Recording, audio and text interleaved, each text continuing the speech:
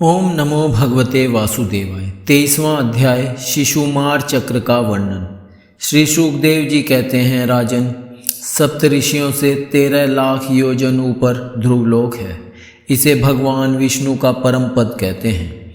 यहाँ उत्तानपाद के पुत्र परम भगवत भक्त ध्रुव जी विराजमान हैं। अग्नि, इंद्र, प्रजापति, कश्यप और धर्म ये सब एक साथ अत्यंत आदरपूर्वक इनकी प्रदक्षिणा करते रहते हैं। अब भी कल पर्यंत रहने वाले लोग इन्हीं के आधार स्थित हैं। इनका इस लोक का प्रभाव हम पहले चौथे स्कंद में वर्णन कर चुके हैं। सदा जागते रहने वाले अव्यक्त गति भगवान काल के द्वारा जो ग्रह नक्षत्र आदि ज्योतिर्गण निरंतर घुमाए जाते हैं, भगवान ने ध्रुवलोक को ही उन सबके आधार स्तंभ रूप से नियुक्त किया है। अतः यह एक ही स्थान में रहकर सदा प्रकाशित होता है। जिस प्रकार दाएं चलाने के समय अनाज को खूंदने वाले पशु छोटी, बड़ी और मध्यम रस्सी में बंधकर क्रमशः निकट, दूर और मध्य में रहकर खंबे के चारों ओर मंडल बांधकर घूमते रहते हैं, उसी प्रकार सारे नक्षत्र और ग्रहगण बाहर भीतर के क्रम से इस काल चक्र में नियुक्त होकर ध्रुवलोक का ही आश्रय लेकर वायु की प्रेरणा से कल्प के अंत तक घूमते रहते हैं। जिस प्रकार मेघ और बाज आदि पक्षी अपने कर्मों की सहायता से वायु के अधीन रहकर आकाश में उड़ते रहते हैं, उसी प्रकार ये ज्योतिर्गण भी प्रकृति और पुरुष के संयोगवश अपने अपने कर्मों के अनुसार चक्कर काटते रहते हैं, पृथ्वी पर नहीं गिरते। कोई कोई पुरुष भगवान की योग माया के आधार पर स्थित इस ज्योतिष चक्र का शिशुमार सूंस के रूप में वर्णन करते हैं।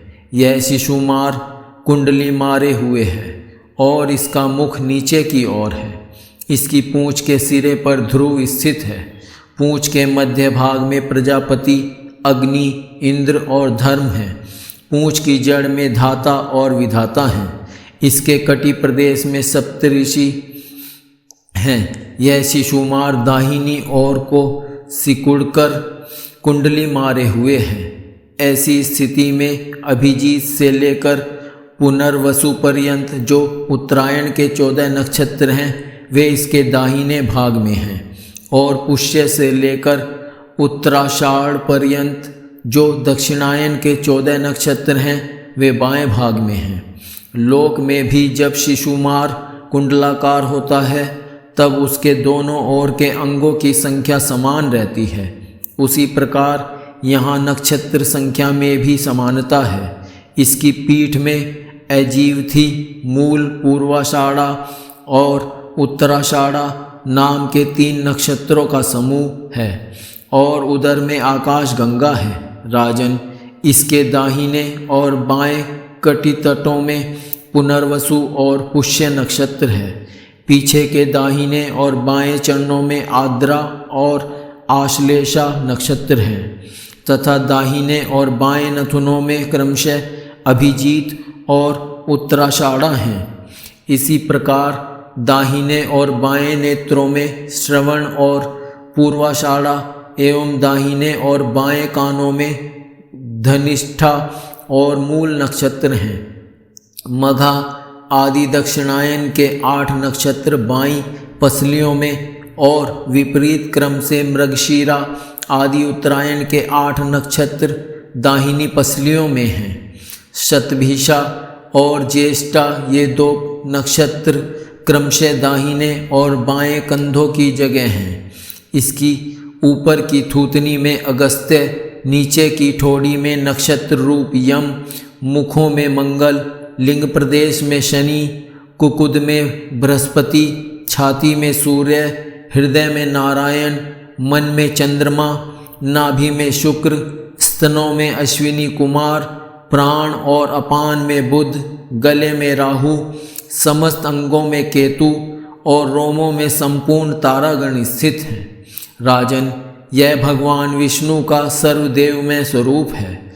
इसका नित्य प्रति सायंकाल के समय पवित्र और मौन होकर दर्शन करते हुए चिंतन करना चाहिए तथा इस मंत्र का जप करते हुए भगवान की स्तुति करनी चाहिए।